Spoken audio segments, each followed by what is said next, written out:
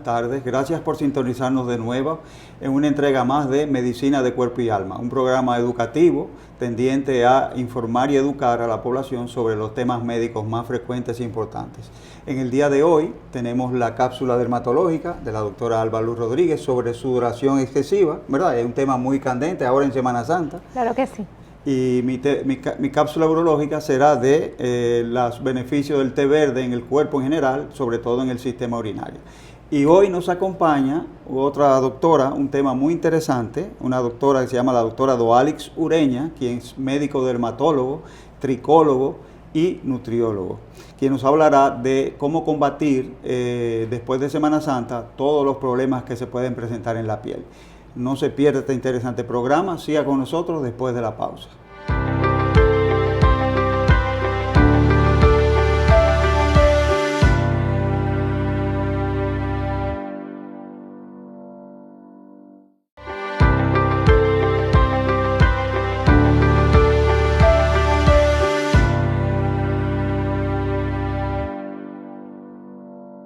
Gracias por estar con nosotros en Medicina de Cuerpo y Alma, y en la tarde de hoy vamos a hablar acerca de una de las preguntas más frecuentes que recibimos en la consulta dermatológica y también por las redes sociales, y es: ¿cómo puedo combatir el exceso de sudor, doctora? ¿Qué medicamento puedo utilizar para no sudar tanto? Esta condición en dermatología se llama hiperhidrosis. Es diferente cuando el sudor viene con mal olor, pero no es abundante, a cuando es mucho sudor que puede venir sin mal olor o con mal olor. Cuando las personas sudan mucho, de tal manera que mojan la ropa, y es evidente, o le sudan las manos, que puede inclusive verse que le gotea el sudor, o los pies, esto es lo que nosotros llamamos hiperhidrosis, cuando la sudoración es constante y excesiva, de tal manera que el paciente se siente angustiado, mortificado y siente una vergüenza social porque no quiere estar sudando de esa manera y se siente antihigiénico. Inclusive muchos pacientes que nos consultan llegan a tener aislamiento social y depresión y limitaciones hasta inclusive a conseguir trabajos y demás por la situación de la hiperhidrosis. Existen en nuestro país, por nuestro clima, hay personas que tienen un aumento de la sudoración.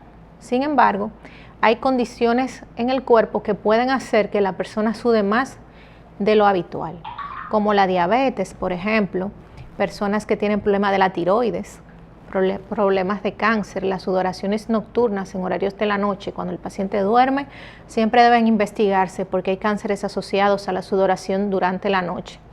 Cuando la persona siente miedo, por ejemplo, o está ansioso, puede que se produzca una sudoración excesiva. Por eso es que nosotros, cuando tenemos un paciente que está sudando más de la cuenta o que siente que moja la ropa, la cabeza, el pecho, las piernas, debe de consultarse para ver si se trata de que hay alguna enfermedad que le está provocando alguna situación la sudoración, como por ejemplo en la menopausia, las mujeres tienden a sudar más, o problemas hormonales. Sin embargo, lo que vemos regularmente es que no hay ninguna condición, sino que por factores de herencia y de clima, el paciente tiene la situación. ¿Qué podemos hacer? En primer lugar, tenemos que hacer un análisis completo para descartar que no se trate de ninguna situación interna que esté produciendo ese sudor. Número 2, podemos utilizar tratamientos que pueden ser simples tratamientos con antiperspirantes o medicamentos que se utilizan para control de la sudoración, que pueden usarse de noche y aunado, ¿verdad?, junto con el desodorante durante el día.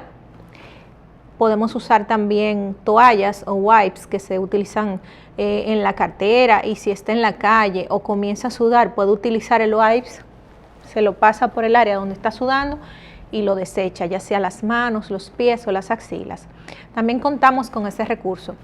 Otros son recursos muy conservadores, la utilización de estos medicamentos, estas soluciones para control de sudor que se ponen de noche, junto con el desodorante de día, los wipes, estar en condiciones climáticas donde haya poco calor, aunque estas personas suelen sudar inclusive debajo de aires acondicionados.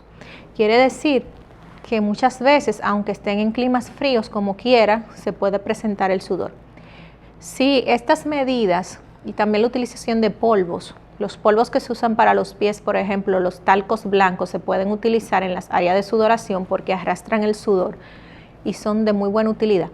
Si vemos que con esto el sudor continúa, entonces podemos utilizar otra medida conservatoria, que es la utilización de toxina botulínica, y vamos a ver en pantalla, y es la aplicación de este medicamento en el área donde se encuentra la sudoración. Y esto va a reducir la producción de un sudor en un 80%, de 80 a 85%, con una duración de aproximadamente 4 a 6 meses después de la aplicación. Entonces, en el área donde usted está sudando, como por ejemplo las axilas, que es la localización más frecuente, pero puede utilizarse en manos también, va a tener la reducción de la producción del sudor en un 85% y funciona, realmente funciona. Lo único que debería de darse 2 veces o 3 veces al año, dependiendo la sesión de la producción de sudor que la persona tiene. También otras medidas que son un poquito más invasivas, como cirugías para quitar las glándulas del área de sudor o cortar los nervios que envían las señales a las glándulas, ya son medidas un poco más menos conservadoras y son ya de procesos quirúrgicos que se utilizan para el control del sudor. Pero sí podemos lograr mucho, una, con el apoyo psicológico, que el paciente no se deprima, y 2, con la utilización de antiperspirantes, wipers, talcos y toxina botulínica para la reducción del sudor. Así que hasta aquí mi cápsula en la tarde de hoy. Continuamos con el doctor Juan Carlos Estrella, que nos va a hablar acerca del té verde y sus propiedades en nuestra salud, y vamos a ver a la doctora, compartir con la doctora Doalix Ureña, que es médico dermatóloga, especialista de el cabello, tricóloga, y también es nutrióloga, quien nos va a hablar acerca de cómo combatir las cosas que se puedan presentar en nuestra piel, los problemas luego de esta Semana Santa. Sigan con nosotros en Medicina de Cuerpo y Alma, y luego de esta pausa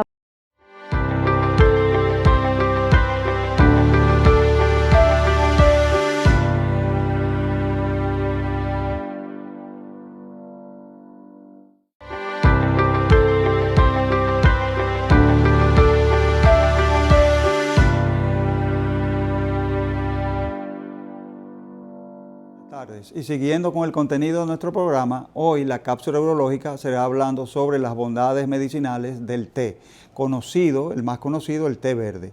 Pero se trata del mismo té, es una planta que se llama Camellia sinensis. ¿Y por qué se llama así?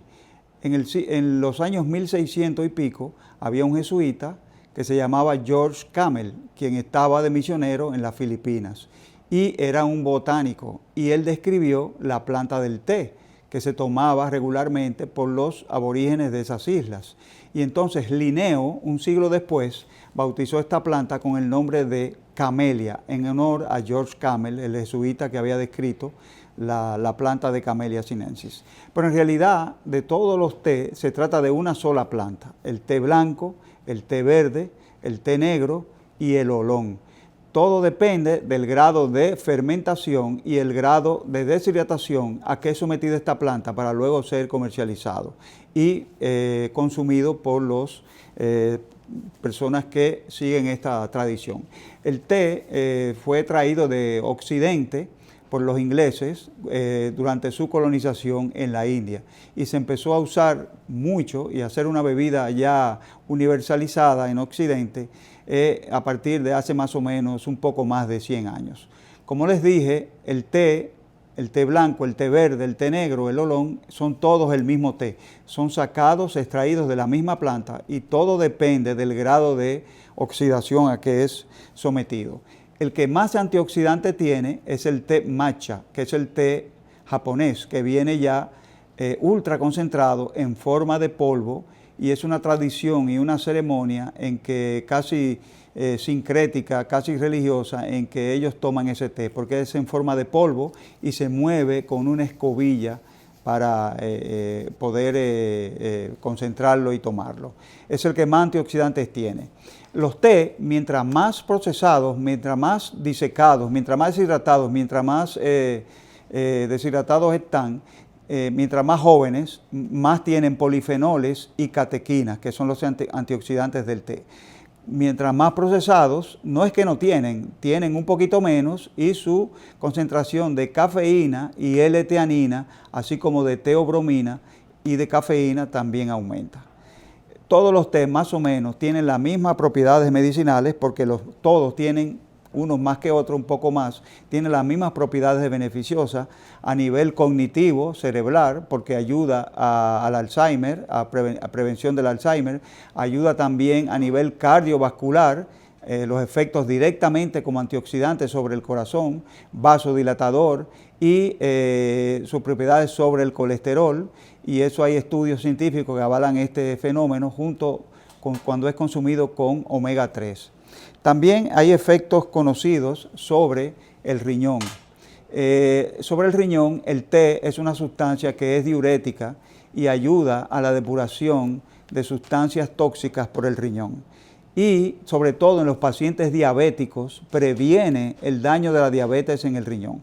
Ahora, el té también, por otro lado, es rico en una sustancia que se llama ácido oxálico, y los pacientes que tienen litiasis renal deben tener cuidado con el consumo de té y tomarlo bien aguado. Sobre la próstata también es conocido de que el té verde ayuda a bajar el PSA y previene o enlentece el desarrollo del cáncer de próstata. También el té es fuente de muchos minerales, muchos antioxidantes, y es una bebida que tomada con cierta precaución es de ayuda para el cuerpo, según estudios de universidades.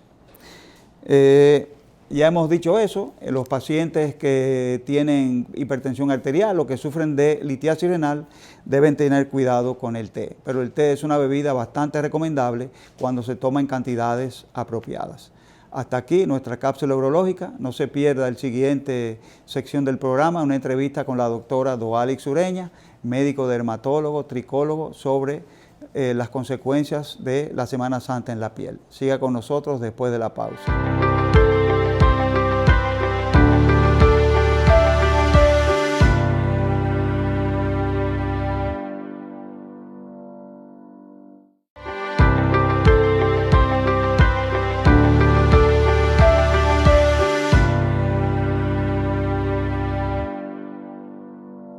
Buenas tardes, gracias por sintonizarnos de nuevo, y siguiendo con nuestro programa, tenemos nuestra tercera sesión hoy con la invitada, la doctora Doalix Ureña, médico dermatólogo, tricólogo y nutriólogo, quien nos hablará de los efectos de la Semana Santa sobre nuestra piel. Buenas tardes, doctora, bienvenida a nuestro programa, gracias por haber aceptado nuestra invitación. Muchas gracias, doctor. Buenas tardes, doctora. Buenas tardes, ¿cómo está, doctora? Nuevamente por aquí, visitándonos en Medicina de Cuerpo y Alma, feliz de que estés aquí con nosotros. Igual digo, muchas gracias. Doctora, la Semana Santa es sinónimo de playa, de sol, en esos días festivos. Y por suerte, no es que en abril no haya sol, pero usted se imagina que la Semana Santa sea en agosto, septiembre, donde hace más calor, la incidencia del sol es más fuerte. Gracias a Dios, pero así vemos los efectos. ¿Cuáles son los efectos más frecuentes sobre nuestra piel, sobre el cuero cabelludo, sobre los ojos? Así es, realmente, doctor.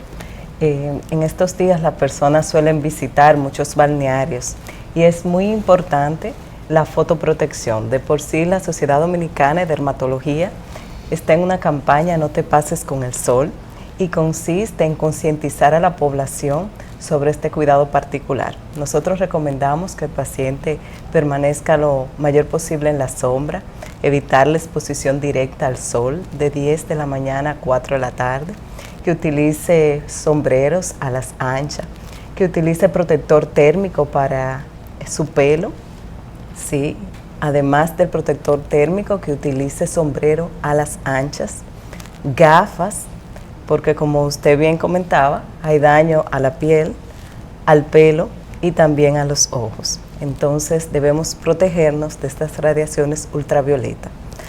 También se recomienda utilizar un filtro solar de amplio espectro resistente al agua, aplicarlo 20 minutos antes de entrar al agua, reaplicarlo cada 2 a 3 horas.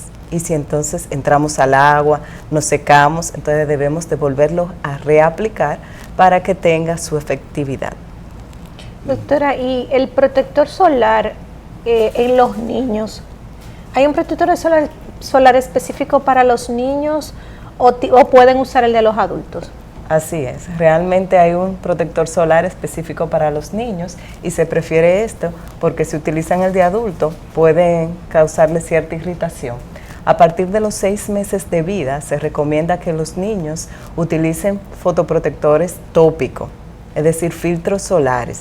Antes de los 6 meses no está recomendado. Lo que recomendamos es prácticamente es que no sea expuesto de forma directa el niño. Si bien sabemos que cuando los niños están pequeñitos se recomienda que tome unos 5 minutos de sol, pero no más.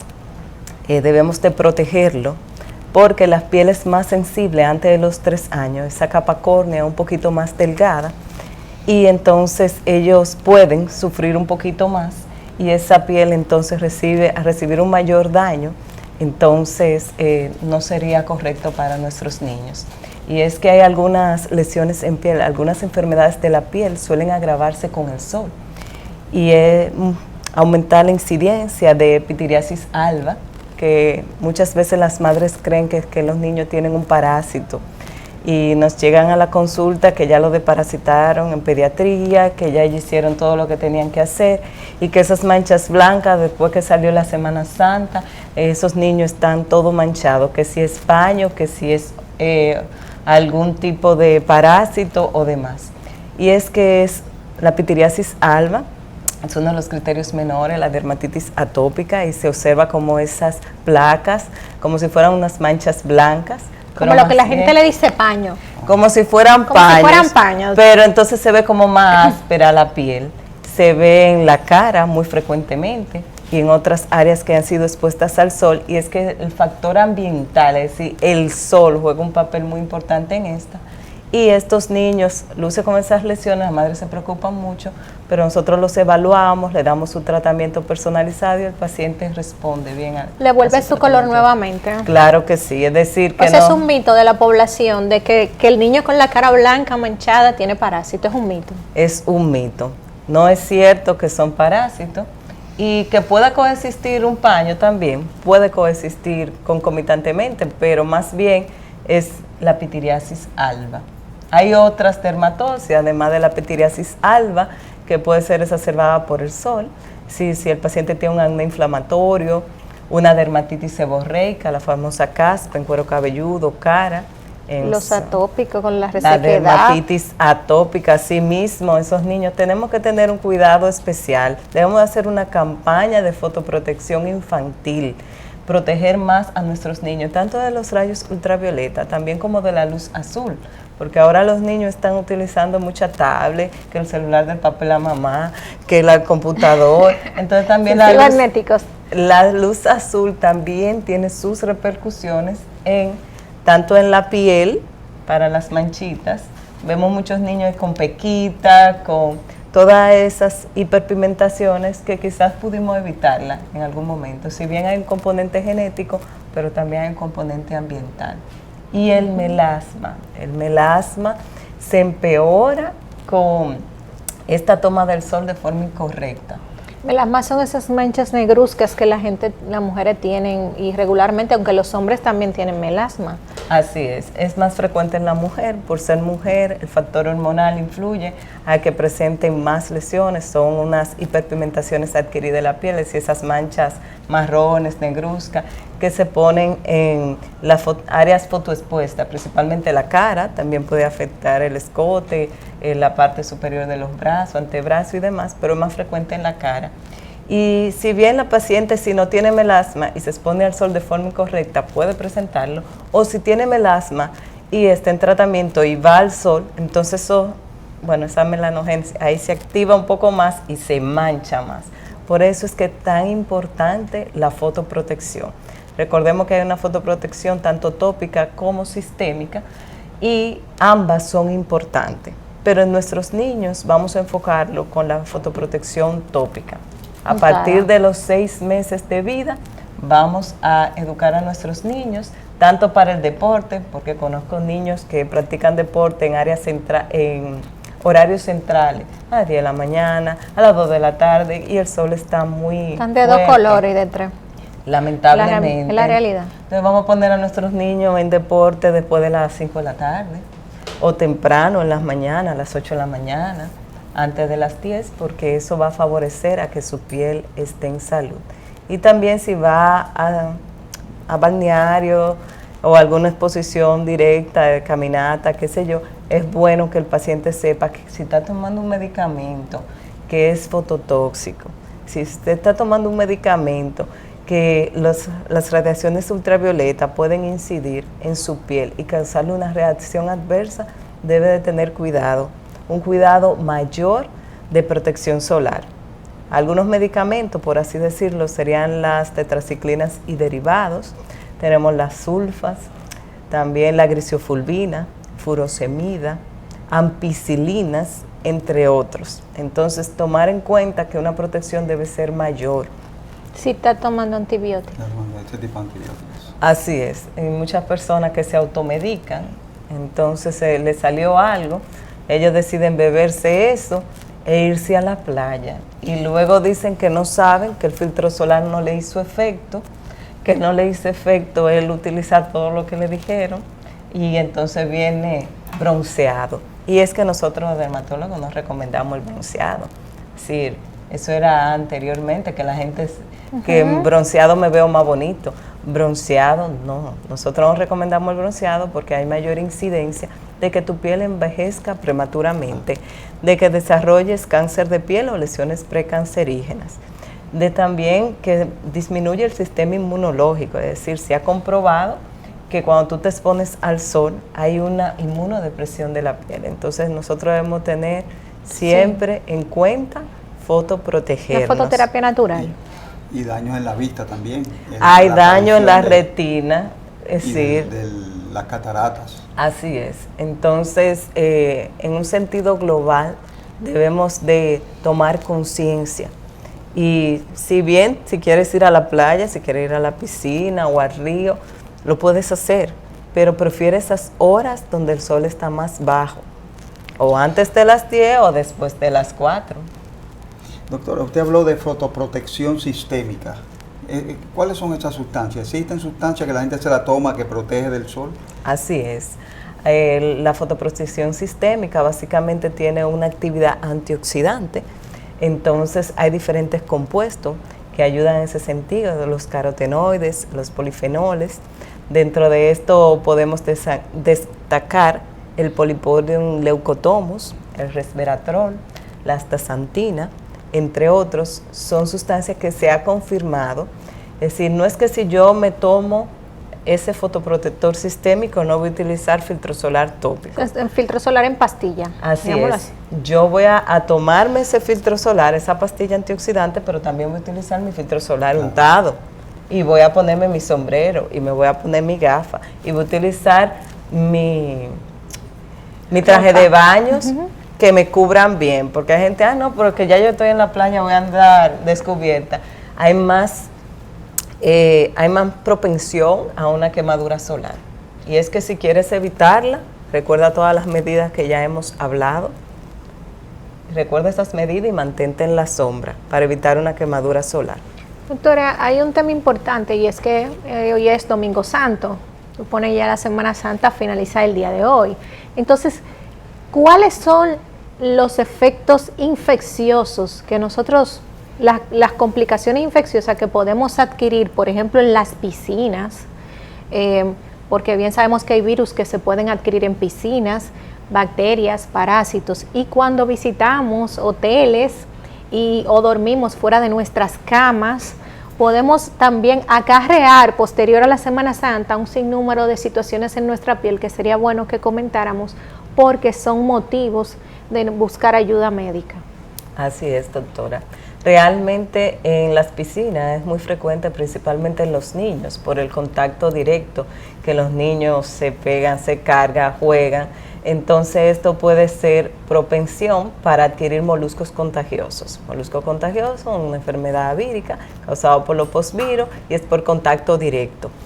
Pero si entonces las personas adultas, cuando comparten vasos, el herpes simple, y también que este se exacerba con el sol, entonces tener cuidado, porque la gente coge un vaso, lo pone ahí, el otro lo pone ahí, no saben cuál vaso fue que cogieron. O la juca o el vape, porque eso es nuevo, ¿no? Entonces, compartimos vasos, pero también tenemos otras drogas recreativas que solemos compartir boca a boca. Algunas personas hacen eso, que no deberían. Es muy común la juventud. Que no deberían, pero algunas personas hacen eso. Entonces también cuando visitan los hoteles, lugares que no tienen las medidas higiénicas del lugar, porque realmente la mayoría de los hoteles cuentan con una higiene correcta, pero hay lugares que quizás en cierto sentido por algún motivo no los reúnan y las personas podrían adquirir ácaros. Entonces, o visitan familia en los campos.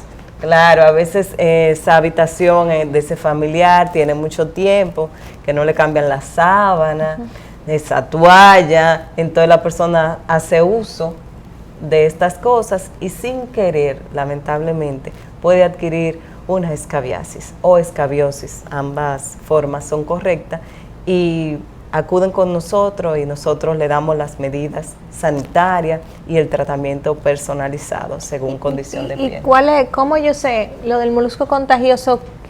¿Cómo yo puedo darme cuenta que lo tengo? Y la escabiasis, ¿qué síntoma me puede dar que me haga pensar que tal vez pesqué eso durante mis vacaciones? Así es, los moluscos contagiosos se visualizan como unas papulitas, una bolita perlada, color piel, la ven como una bolita de carne pequeñita, del mismo color de la piel y se pegan por contacto directo. Entonces, la madre ve que eso al niño no le pica, en ocasiones puede rascarse el niño y si se rasca se puede infectar, pero sí sobreinfectar, porque ya es por un virus, se sobreinfectaría entonces ya con una bacteria. Pero usualmente se ve como una bolita color piel, una bolita de carne color piel y por contacto directo, casi siempre en áreas donde el niño ha tenido un contagio cercano, una cercanía, valga la redundancia, con un niño que lo cargan, que está cerca de él, en esa área donde tuvo ese contacto, entonces presentan las lesiones. Y con respecto a la escabiasis o escabiosis, el paciente presenta unas bolitas escoriadas, es decir, una bolita color piel que le quitó la cabecita porque se rascó, le da muchísima comezón, casi siempre se observa en mamas, periumbilical, entrepierna, genital, perianal, muchas veces parte baja de la espalda, donde quiera que se pueda rascar, manos, dedos, entre dedos, en toda esa zona. De esa zona se llenan de bolita de agua, de bolita seca, con la cabecita decapitada, como dicen, muchas veces bolita de pus, porque ese rascado sobreinfecta. Además del ácaro, puede aparecer una bacteria por la sobreinfección. Importante que la escabiasis pica de noche y afecta a la familia. Regularmente se van a ver más miembros de la familia afectadas con la picazón y eso ya nos da a nosotros un tip de que no es una alergia que usted padece, porque las alergias no son contagiosas. Las personas tienen alergia a usted, pero no puede tener la familia. Y así también es. Que pica mucho durante la noche. Así es. No lo deja dormir. Dice, no lo deja dormir, doctor, y lo tenemos toda la familia. Y le echan la culpa a los perros, a los pobres animales. Sí, a los perros también le puede dar. Claro, a los perros también se pueden contagiar, pero muchas veces por contacto con otro humano. Doctora, es muy conocida en nuestro país el vitiligo, las manchas llamadas del hígado, que son manchas más claras. La gente lo llama del hígado, sí, pero no es del hígado. O del tiroides también, pero no tiene nada que ver. Con el tiroides sí. Ajá. Hay pacientes con hipotiroidismo susceptibles. Así es. El vitiligo es una enfermedad en la cual hay una despigmentación adquirida de la piel y tiene un componente autoinmune. Sí. Entonces, la tiroiditis de Hashimoto o tiroiditis autoinmune juega un papel importante. Hay que determinar estos anticuerpos en el paciente con vitiligo. Ese paciente ahora tiene que tener una protección especial, ¿verdad? El paciente con vitiligo. Nosotros, claro que sí. Nosotros le damos las recomendaciones de diferentes teorías del vitiligo. La más aceptada es porque hay un desbalance de antioxidantes en el cuerpo. Entonces, si bien uno primero le hace su evaluación clínica, su historial médico al paciente, hace un tratamiento personalizado, porque no es una receta de cocina, llegó el paciente y le vamos a indicar lo mismo, pero sí hemos tenido muy buenos resultados al darle los tratamientos a los pacientes. Le hacemos también unas analíticas de lugar y le indicamos fotoprotección. También medimos los niveles de vitamina D en el paciente y los pacientes responden muy bien. Si bien no tiene que ver nada con el hígado, realmente en una ocasión se hizo una teoría de una hepatitis autoinmunitaria y algunas personas decían que sí, otros que no, todavía no se ha confirmado. Lo que sí se ha confirmado es el componente autoinmune por parte del tiroides.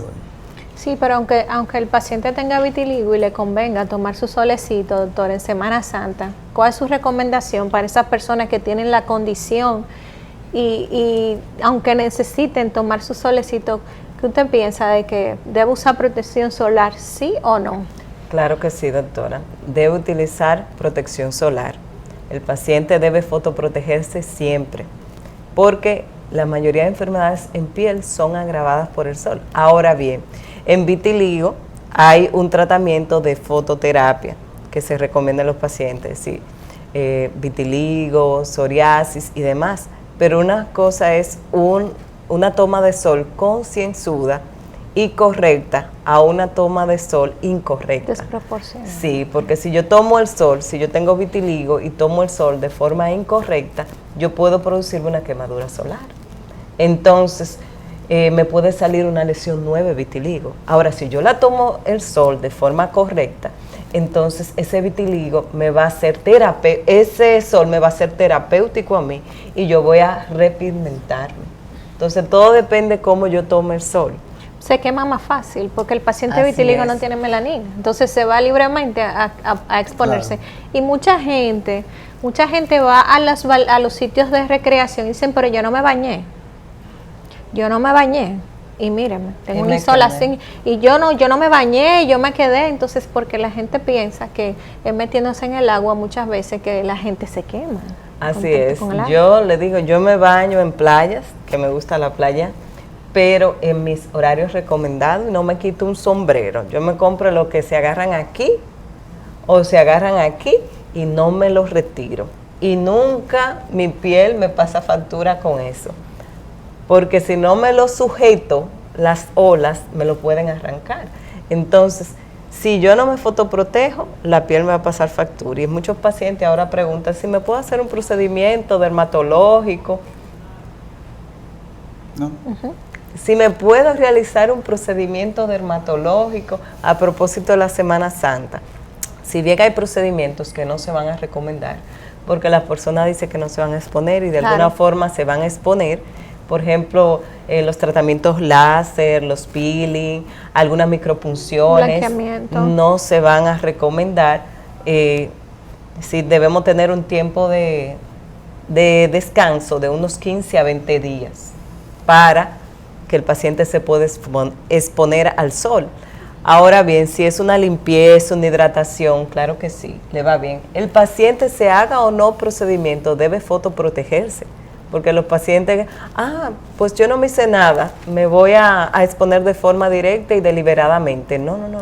Usted debe fotoprotegerse, se haga algo en su piel o no se haga. Crear conciencia de los daños de las radiaciones ultravioletas. Y si se quiere hacer algo, se puede hacer en un lugar que lo hagan de forma correcta, su limpieza facial, hidratación. Nosotros en Udermar estamos a la orden para un tratamiento integral a nuestros pacientes. Es bueno decir y aclarar esto porque pueden venderse muchísimos tratamientos antes de la Semana Santa, blanqueamientos, donde se utilizan sustancias que si el paciente no dura el tiempo prudente y se expone al sol, entonces en vez de blanqueamiento va a haber una quemadura y va a haber una mancha nueva. Entonces hay muchas opciones en el mercado, muchas veces para verte mejor en Semana Santa con diferentes tipos de mancha, el paciente queda peor. Bueno, y estamos aquí en Medicina de Cuerpo y Alma, en nuestro tercer segmento, conversando con el invitado, y tenemos a la doctora Odalis Ureña, médico dermatóloga, nutrióloga y tricóloga, hablando sobre los efectos en la piel de la Semana Santa. Vamos a una pausa comercial y luego volvemos con nuestra entrevista.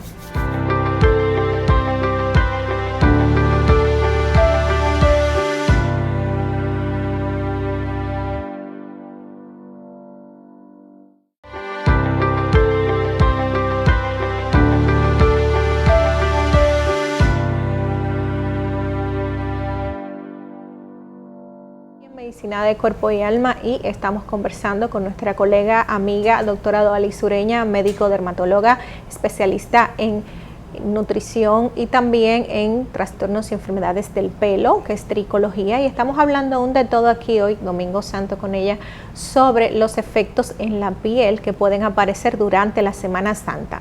Doctora, vemos muchas veces que también durante la Semana Santa, en donde estamos compartiendo, tomando, comiendo, muchas veces no vamos ni siquiera a la playa, pero nos sentamos en un patio, nos comemos un pescado, tomamos jugo de limón, bebemos con limón.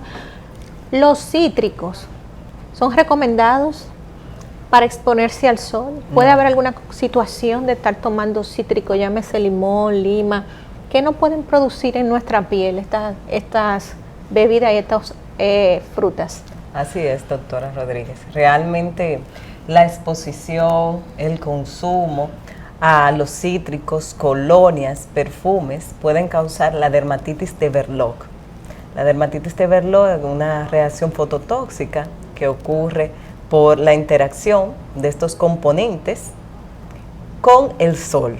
Y esto mancha la piel, produce unas manchas como pardo rojizas, marrón, a veces hasta negruzca, que se ven así como un poquito desorganizada en las manos, se ve como una mancha chorreada, así mismo. De la nada. De la nada. Entonces el paciente se asusta y dice, uy, me voy a morir porque me está saliendo más grande. Como si me quemé, como si me cayó aceite. Como si se queme. Previamente a veces puede salir una reacción ampollar, porque es una fitofotodermatosis, y luego entonces puede quedarse la mancha.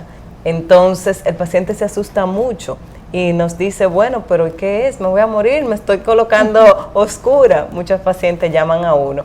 Más bien el tratamiento es sintomático, uno concientiza al paciente, le da cuidado del lugar, les recomienda la fotoprotección, no tener contacto con esas sustancias, hay que tener un descanso de esas sustancias, y cremas emolientes, y a veces utilizamos un esteroide de baja potencia, dependiendo de cada caso. Pero lo correcto es evaluar al paciente y concientizar a la población a no consumir esas sustancias o a no tener contacto con piel con esta sustancia para evitar la dermatitis de Verloc. Sustancia, decimos limón, vinagre.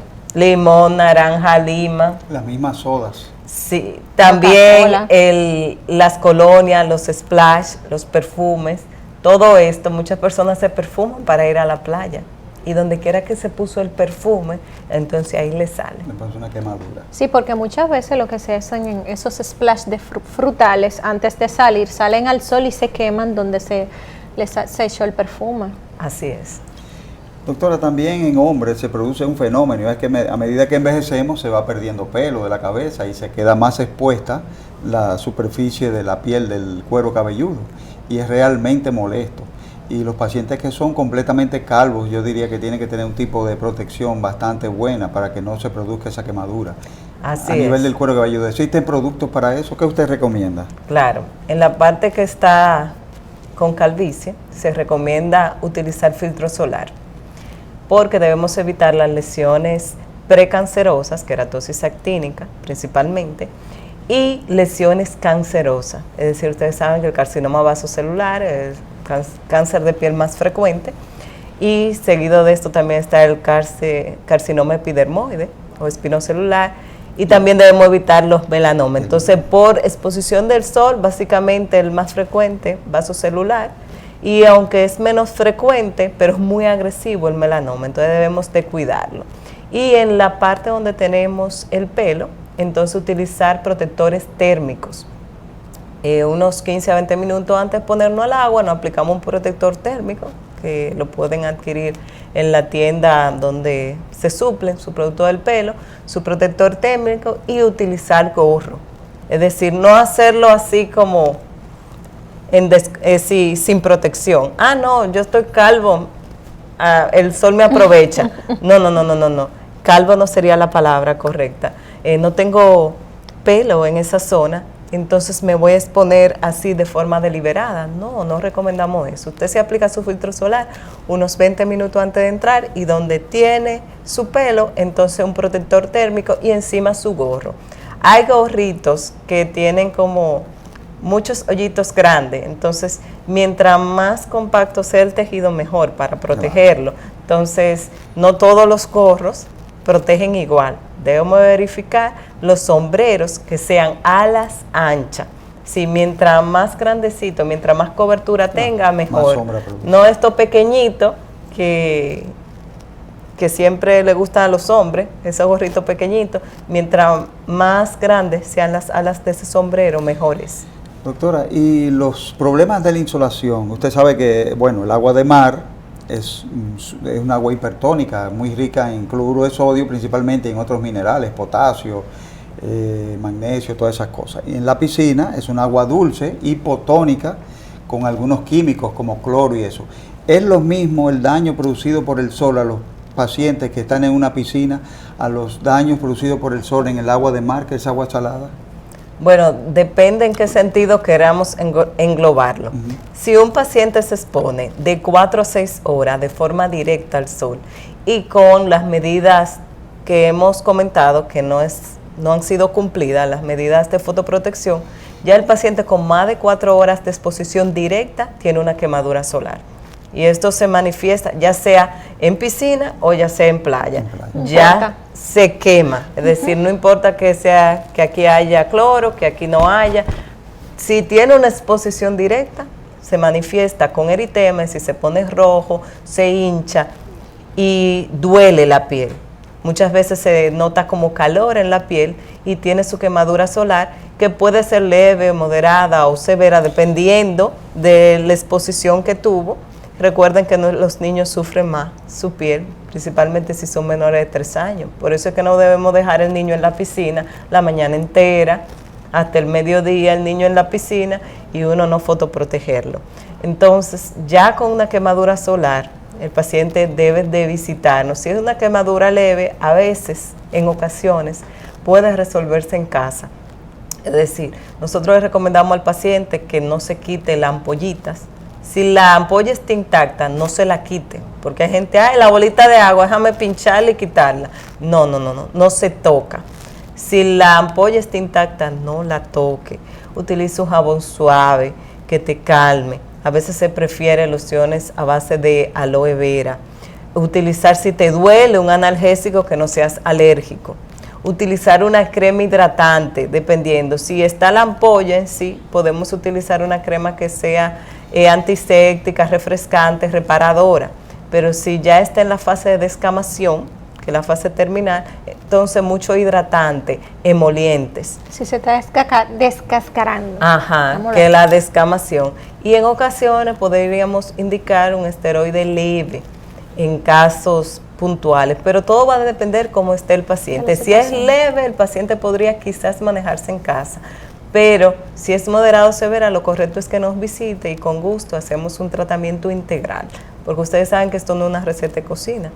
El paciente se evalúa y se da un tratamiento personalizado según condición clínica. Y allá, doctora, en Uderma, que es un centro dermatológico, bueno, tiene un tiempo ya en el mercado y ofrece diferentes tipos de consultas médicas y de área dermatológica. ¿Tienen la consulta de dermatología pediátrica? Nosotros allá tenemos consulta de dermatología clínica y cosmética. Clínica incluimos tanto consulta para niños y para adultos, consulta de dermatología cosmética, dermatología tricología, cirugía menor de piel. Pelo. Así es. Damos todas estas consultas, consulta también de nutrición y dietética, planes de alimentación saludable para toda la familia, principalmente para los adultos, educación nutricional entonces estamos a la orden. Como bien les comentaba anteriormente, en esta Semana Santa hay que tener cuidado con los procedimientos que se realicen, y es bueno que siempre se realicen procedimientos dermatológicos, es decir, procedimientos en centros dermatológicos para que su médico de base, su dermatólogo, en este caso, le guíen qué procedimiento se puede hacer y las medidas de cuidado recomendadas particularmente para usted. Sí, claro que sí. Doctor, y estos pacientes que se van al campo a montear, que no les gusta el agua, que dicen son estos pacientes que están en contacto con plantas, que están caminando en las hierbas y que están expuestos a las picaduras de insectos, porque hay muchos insectos diferentes. En los campos ya no hay hormiga y hay muchos insectos que causan picaduras, ¿verdad?, importantes. ¿Cuál recomendación usted daría en caso de que se presente una reacción a picadura después de la Semana Santa? Así es, dependiendo del tipo de reacción que se produzca, la reacción a picaduras, los prurigos, el paciente, nosotros le solemos indicar al paciente que se apliquen primero su filtro solar, si van a montear, y el repelente, no juntos, el repelente y el filtro solar. Primero el filtro solar y luego el repelente, pero con un tiempo de 20 a 30 minutos entre uno y otro. Y entonces, o viceversa, dependiendo del repelente a utilizar. Y ya que el paciente tiene el prurigo, si usted va a montear, lo correcto es que se ponga pantalones largos, medias, camisas largas, si usted se cubra totalmente. Pero si hubo reacción a picadura, una cremita esteroidea combinada le puede ser de gran ayuda. Y emolientes para que el paciente no se rasque. Más bien, dependiendo del tipo de prurigo, dependiendo del tipo de reacción a picadura, lo correcto es visitar a su especialista, dermatólogo, para ser evaluado, guiarle, porque a veces esto puede persistir o puede empeorarse por el rascado. Entonces, para darle una recomendación particular, sería justo verlo, evaluarlo clínicamente. Claro que sí, y también que hay gente que sabe que hace reacción a picadura y como quiera, se exponen libremente a los insectos y después vienen con este tipo de lesiones muy groseras en los miembros inferiores regularmente, donde le pueden tener acceso los insectos. Así es. La picadura más frecuente, la del mosquito, ¿verdad? O sea, esa es la que más... Luego la gente que se va... Jejenes, sí, hace mucho, yo no los conozco, sí. No los conozco, pero he oído gente que viene y nos dice que los picaron los jejenes y ese tipo de cosas. No sé si son zancudos más grandes, pero sí lo hemos visto, claro que sí. Bueno, y hasta aquí nuestro contenido de hoy y muchas gracias, ha sido muy interesante, muy brillante la exposición de la doctora Doalix Ureña, a quien le agradecemos que nos haya complacido con su presencia hoy.